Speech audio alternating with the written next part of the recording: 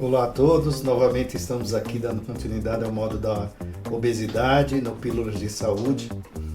É com muita alegria que eu recebo esse meu amigo e colega de trabalho, Ordânio Almeida, que vai falar um pouquinho sobre a nutrologia. Seja bem-vindo Olá, ao nosso programa e espero que todos possam curtir e se inscrever nesse programa para dar continuidade a essa trajetória.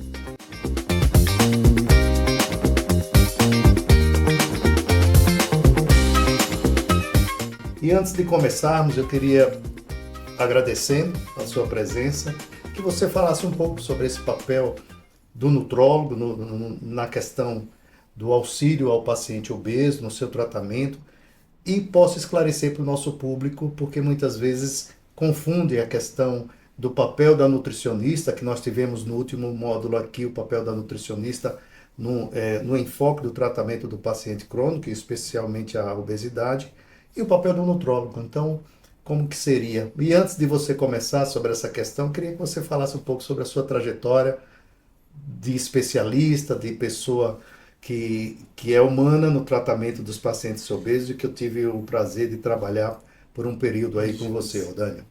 vamos lá. Obrigado, doutor Eider, pelo convite. Fico lisonjeado por participar desse momento específico da medicina e da forma de informar melhor o paciente como sobreviver a esse meio de tantas informações, tantas doenças que aparecem desordenadamente. Então, a nutrologia tem um papel fundamental de auxiliar o paciente na sua vida e na relação do seu dia a dia com o alimento e com o seu estilo de vida. O papel do médico nutrólogo, da pessoa que estuda nutrologia, está nessa área que não é nova, vale salientar, né? É retornar ao padrão de função normal, né? A fisiologia normal do paciente. Quer dizer isso, a pessoa não vai ter mais aquelas condições da doença em si, inserida, diabetes, pressão alta, que são coisas comuns, corriqueiras, mas que podem ser diminuídas aí com uma boa prática. Na minha trajetória, juntos aí, atendemos uma grande quantidade de pacientes, e esses pacientes tinham diversas formas de desenvolver a obesidade. E a obesidade, há pouco tempo que ela está sendo trabalhada como uma doença realmente importante. Antes ela nem era considerada doença, né? Era considerada mais uma condição da pessoa, do indivíduo. Depois foi notando-se que era mais que isso. É uma doença, sim. Ela está ligada muitas vezes à parte genética e muito mais ligada à parte do seu dia a dia, do fenótipo, de como você vive, de como você se alimenta, quais são suas escolhas, como é seu estilo de vida, se treina, não treina, como é a genética da família. Então tudo isso vai aí alterar a condição do diagnóstico e da probabilidade de tratamento, né, do alcance de tratamento, onde tivemos enormes pacientes, em vários casos, onde a pessoa trata a obesidade, seja clinicamente ou cirurgicamente, e depois ela volta a engordar. Então, quer dizer que nesse ponto o cirurgião não foi enfático, não cortou o que teria que cortar? Será que o médico que está atendendo ali, o clínico, o nutrólogo, o endócrino, qualquer um que seja que esteja atendendo na obesidade, será que ele não foi enfático ali em auxiliar o paciente? Ou será que é um acompanhamento contínuo para sempre? É um acompanhamento contínuo, precisa de prática, de orientação da gente junto, e muita discussão clínica e de auxílio a esse paciente. Ordânio, esse ponto que você trouxe é importante quando a gente faz uma reflexão. Aqui no Pílulas de Saúde, que você trouxe alguns exemplos, a gente começou com uma conversa muito descontraída com um educador físico, onde a gente procurou desmistificar o papel da atividade física como sendo uma barreira.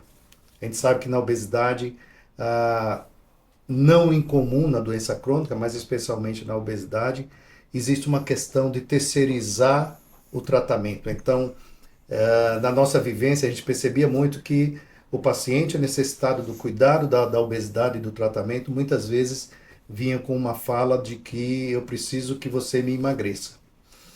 Isso é um ponto importante. E daí a gente começa a entender o papel da atividade física, e eu preciso aceitar que é uma ferramenta importante. O papel da minha saúde mental, que eu preciso aceitar que o que me motiva a desenvolver o autocuidado, o amor próprio, no cuidar de si mesmo, e a obesidade precisa ter esse olhar. O papel da nutricionista nesse contexto, porque não incomum, a depender do grau da obesidade, a gente começa a enxergar essa terceirização do cuidado consigo mesmo. E o nutrólogo tem uma experiência, porque alguns pacientes que eu atendo, eles vão passando da sua fase de tratamento, no seu histórico. Eu comecei com atividade física, não deu certo, procurei médico A ou B, tomei medicamentos, não deu certo, desisti porque eu passei por um estresse emocional grande, mas em nenhum momento houve uma cadência de tratamento e de sequência interligada. E aí uma vez eu vi uma verbalização da paciente que me disse: mas agora, doutora Eide, tudo vai dar certo porque eu marquei uma consulta com o nutrólogo. E eu perguntei: mas por que você veio com essa expectativa? Porque isso está na moda. Né? Então eu queria que você comentasse um pouco na sua experiência e na sua vivência como nutrólogo, não só como clínico experimentado em obesidade. Realmente chega essa expectativa da terceirização até na mão do nutrólogo? Porque ouvimos isso até de um cirurgião. Né? Ele chega no cirurgião: eu vim aqui para você cuidar de mim e resolver meu problema. Como que é isso para você? Chega, porque, como eu falei, tem a parte clínica, né, do tratamento, e tem a parte cirúrgica. Então, na parte cirúrgica é enfático, é um corte, né? Então, o paciente ele traz essa perspectiva de querer que seja uma compra, um efeito, uma causalidade resolvida. Só que no fim, né, eu tenho uma mensagem provocativa quando você estava falando isso, que é assim: parece-me que nós estamos mais agressivos e menos humanos hoje em relação ao homem das cavernas. Porque naquela época o homem das cavernas não tinha agrotóxicos, não tinha poluentes. Chegava à noite ela adormecia, né, na escuridão. Então a melatonina tudo funcionando ali, fisiologia perfeita. E ela ainda saía para caçar. No dia atual já é mais diferente. A gente dorme tarde, tem tempo de tela, não descansa, se estressa e você ainda come ruim. Quando você vai comer bem, você ainda tem que escolher para saber se está entrando tudo certo. Até porque a sua escolha pode estar errada. Então, terceirizar isso, pagar uma pessoa para fazer isso, é muito menos doloroso, né? Então, quanto mais caro, quanto mais na moda. É tanto que as dietas da moda, elas não têm um cunho efetivo. Elas funcionam e caem. Óbvio, o corpo humano ele tem alta capacidade de regeneração. A gente chama de homeostase. Existe isso no metabolismo. E é bem claro que a obesidade é uma doença de consumo alimentar ou de outras coisas, água, né? E gastos. Como eu ando, como eu durmo, o que eu faço. Então, o homem da caverna ele tem que caminhar, ele tem que pular. Hoje você tem que descer escada, quase nunca, né? 2, 3 degraus aí. Mas elevador, carro, aplicativo de pedir comida. Então, assim, você tem que terceirizar a sua ação. Por quê? Você está inserido numa cultura de recebimento. Eu peço e recolho. Até você desligar isso e saber que a escolha é sua, não é do seu orientador, do seu médico, isso é mais confortável para o paciente. Só que quando a dor é muito grande, ele nos procura e aí acaba seguindo a orientação. Quer um exemplo? Você, sei lá, tinha uma dor no pé, nunca foi ver a dor no pé. Tempos depois o pé amanheceu inchado, você diz: tem que procurar um médico. Então essa emergência de tudo acontece com a obesidade.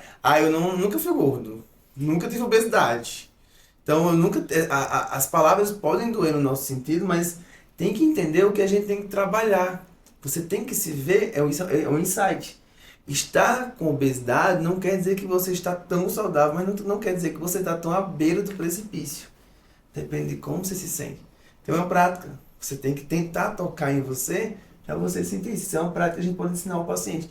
E muito se torna pior quando a gente vê a prática errada dessas dietas loucas, de práticas loucas, feitas por alguns profissionais que acabam incentivando de forma ruim o paciente.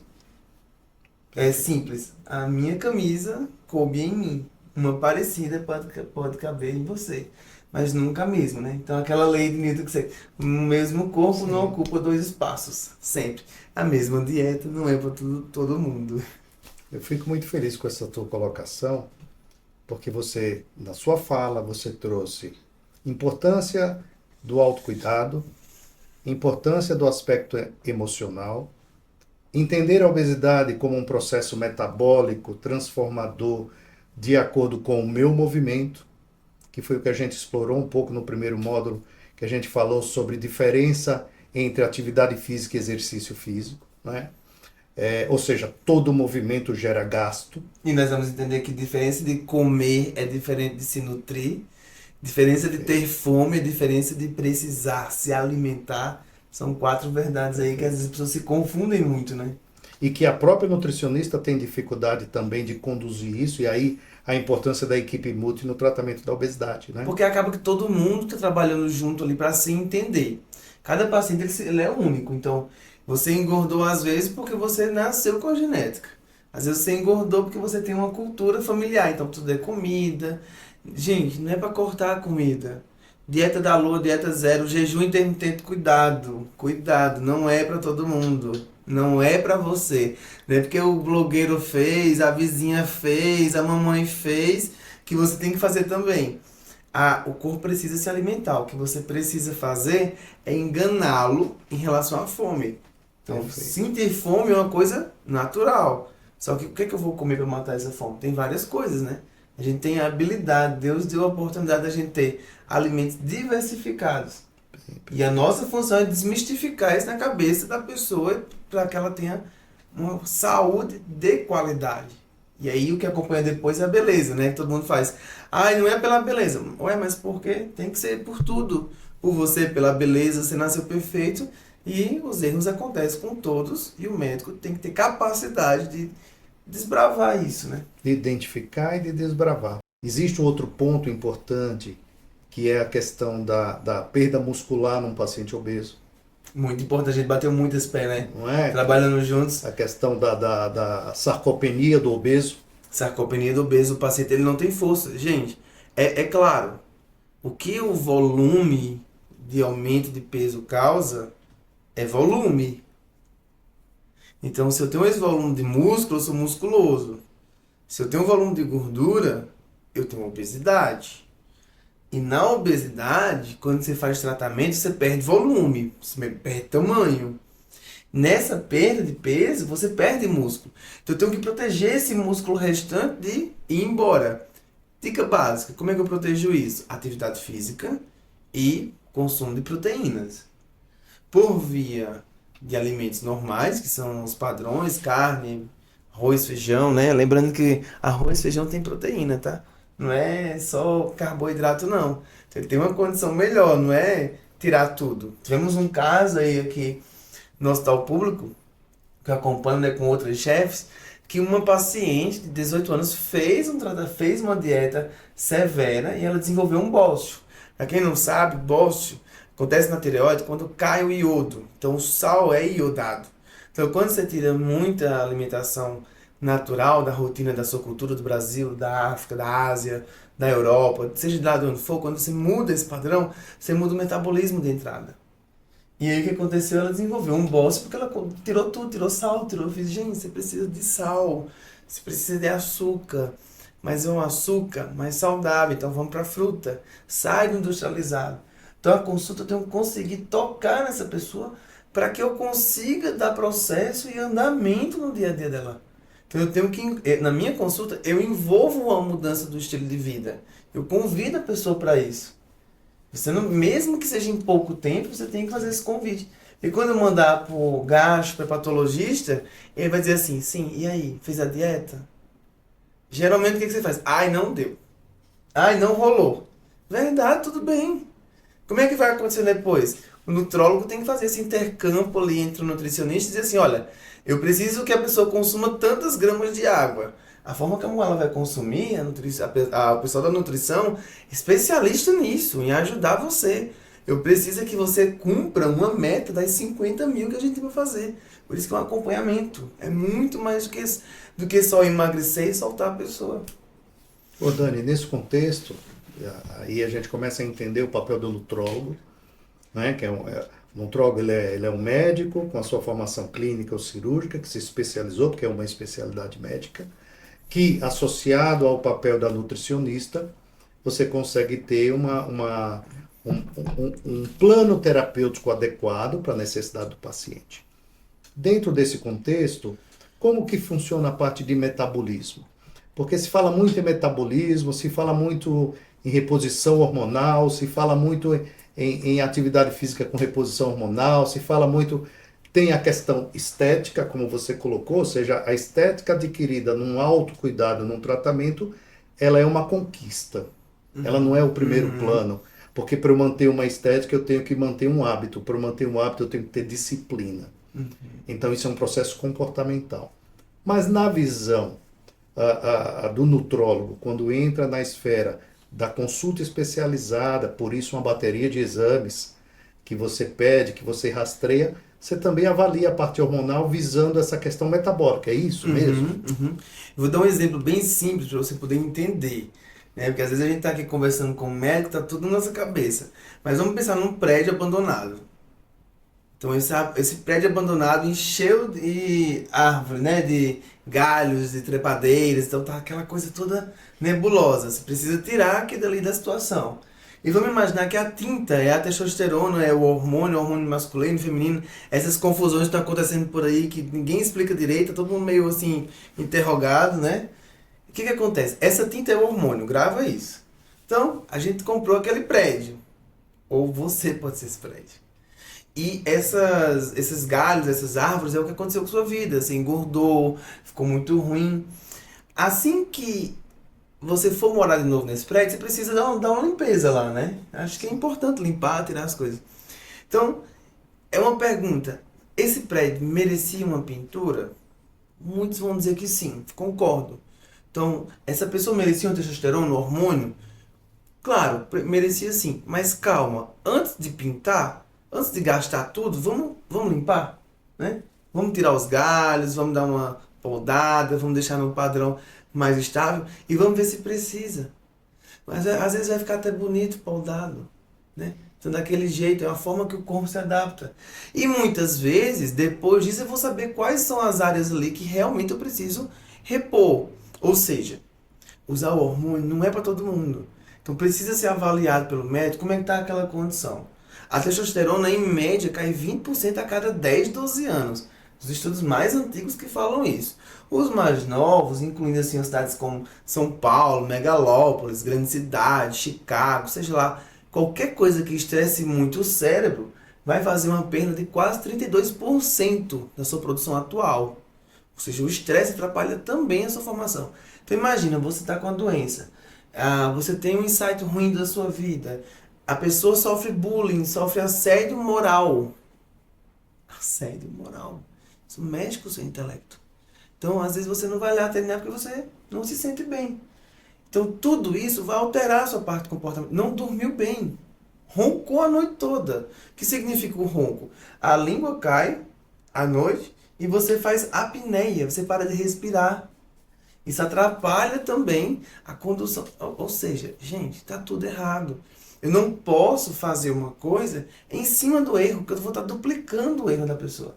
Então, essa avaliação hormonal, ela entra na consulta inicial, como hobby que eu faço ali do paciente, na rotina de identificar quais são os erros que teremos para corrigir.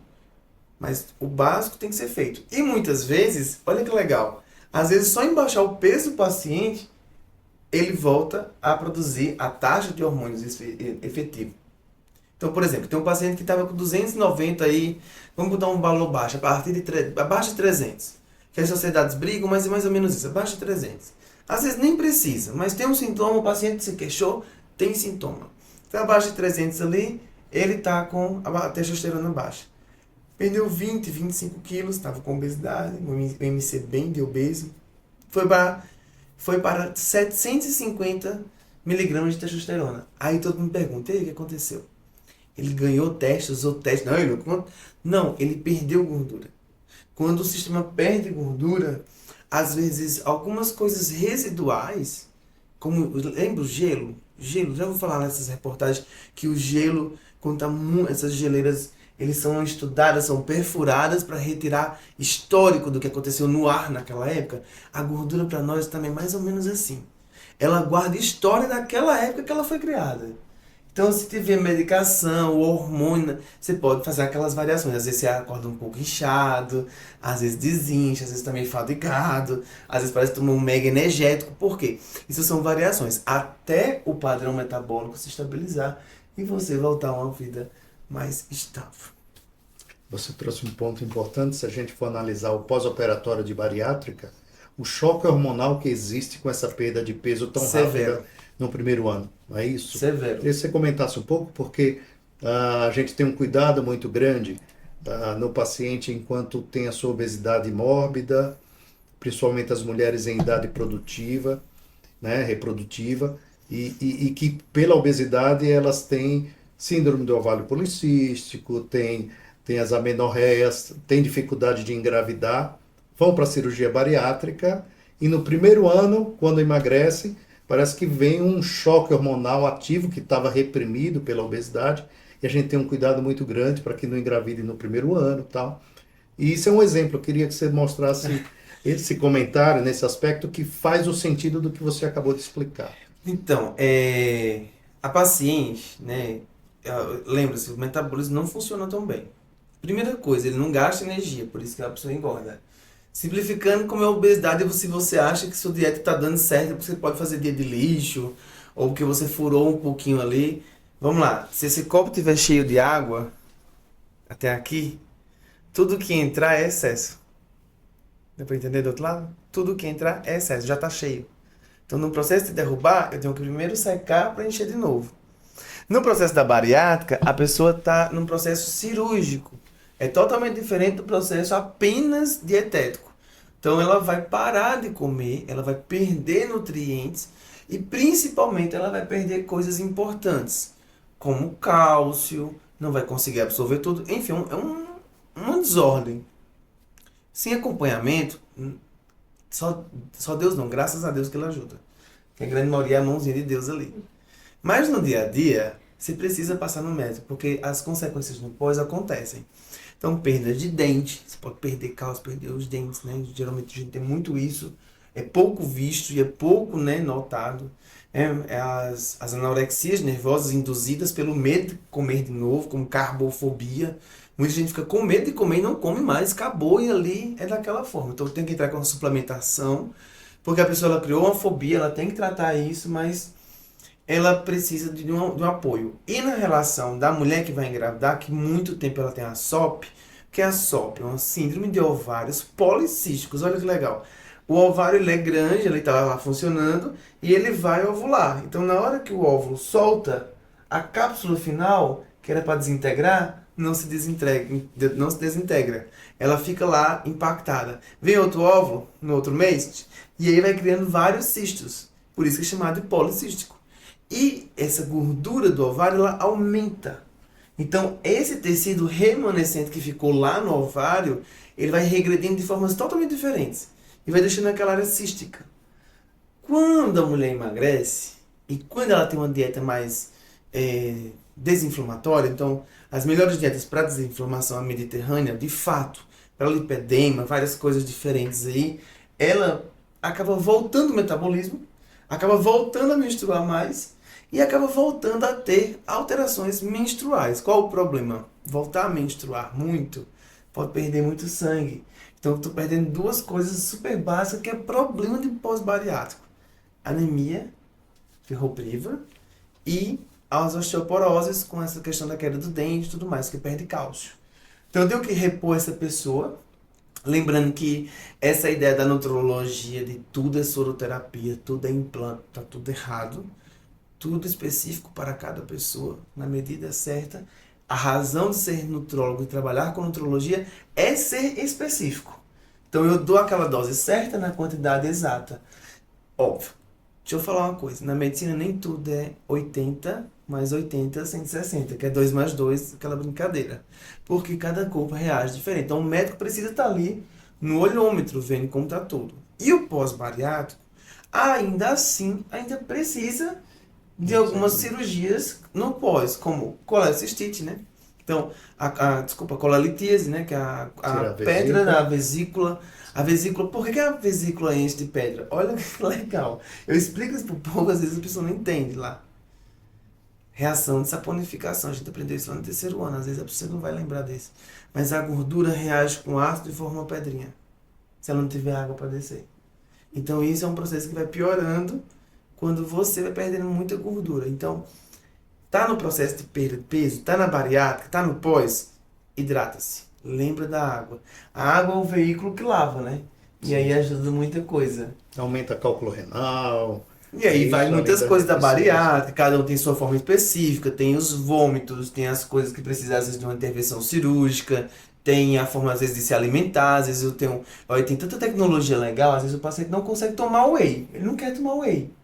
Ele tem fome, ele tá, não consegue. E aí às vezes a gente pode utilizar de algum suplemento injetável, hoje a gente tem tecnologia para isso, né? Você pode injetar na musculatura ali. Tem algumas técnicas, às vezes consumir também é uma técnica boa, mas eu sempre faço assim para o paciente: olha, aqui está a comida, aqui está o melhor remédio mais tecnológico possível. Seja injetável, seja soro, qualquer coisa, porque o bariátrico ele tem indicação da soroterapia, né? Em alguns casos. Então, aqui está aqui tá a medicação, aqui está a comida, aqui está o suplemento. O caminho é para lá. O caminho é para lá. Eu organizo aqui e vou para lá. Eu não fico só aqui. Então, a maioria dos pacientes são relutantes e terceirizam. Ah, não, acho que eu já estou fraco, eu vou ali tomar uma vitamina. E aí Sim, chega sim. muito assim também.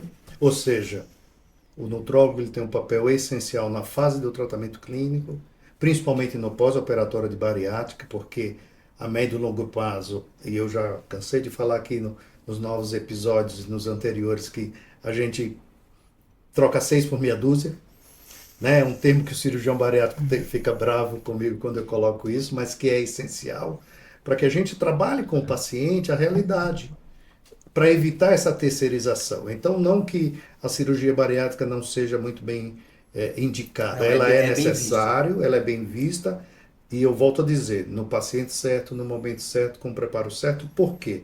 Operado ou não operado, ele tem que fazer atividade física, educação alimentar, cuidar das suas emoções, não terceirizar o cuidado e seguir a recomendação médica. Né? Antes tinha uma coisa que a obesidade era chamada de mórbida.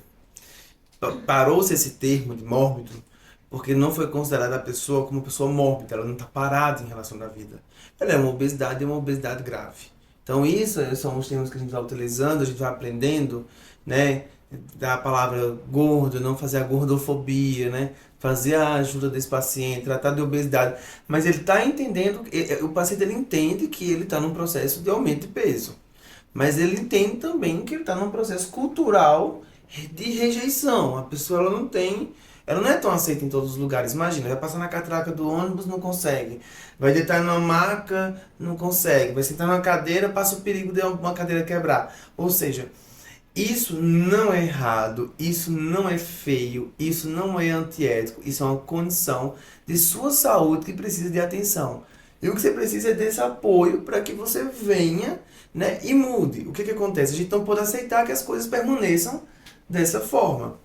Só que hoje a informação está sendo muito mais bem distribuída, então a pessoa vai se entendendo e ela vai gostando do processo de perder peso. Isso tem que ser um auxílio de todo mundo, mas uma coisa que me preocupa muito é quando às vezes eu perco a linha de tratamento, né? Sim. Então às vezes eu mando para uma pessoa que não estudou obesidade, não entende mais sobre obesidade, ou não quer tratar de obesidade, e a pessoa ela não dá continuidade, ela não dá uma orientação. Então, assim, o paciente fica com medo se ele pode correr, se ele não pode, se ele pode tomar um remédio de madrugada, enfim. Então, várias coisas que precisam do nutrólogo junto, do pessoal que estuda a área de endocrinologia, de nutrologia, de clínica médica. Por quê? Esses novos profissionais que estão atuando, eles estão se embasando no estilo de vida. E a gente vê muito assim os profissionais um pouco antigos, assim, um pouco mais velhos, mais experientes, né? O médico mais experiente, usando a medicação, porque às vezes ele não tem tanta ferramenta ali em conversar com o paciente, ele já tem que a opção dele era mandar para a bariátrica direto. Então, como ele vê que o paciente não vai sustentar a bariátrica tomando as medicações e suplementando corretamente, porque diz, a gente esquece de tomar remédio, né? Ainda mais, entenda, vitamina é uma coisa, vitamina quando a gente está doente é medicação, porque a dose é mais frequente, é maior e você precisa ter uma frequência para recuperar do estado que está. Então precisa do acompanhamento. Não tem como deixar de lado. Ou é sofrer com as consequências, imagina. Maior queixa de todo mundo. Será que eu espero que eu não faça bariátrica um dia eu vou ficar assim, doutor? Mas a gente não fez. Perder cabelo. Isso, e eu não fiz bariátrica. Não fez bariátrica. E você está trazendo um ponto que é a genética, né? Você está trazendo um ponto importantíssimo. Eu ia te pedir para dar dicas para os nossos pacientes, e você já deu as dicas. Você trouxe de uma forma muito clara o papel do nutrólogo. Você chamou a atenção àquilo que eu acredito que é a promoção de saúde e estilo de vida. A gente não consegue dominar qualquer doença crônica sem aderir e seguir um plano terapêutico.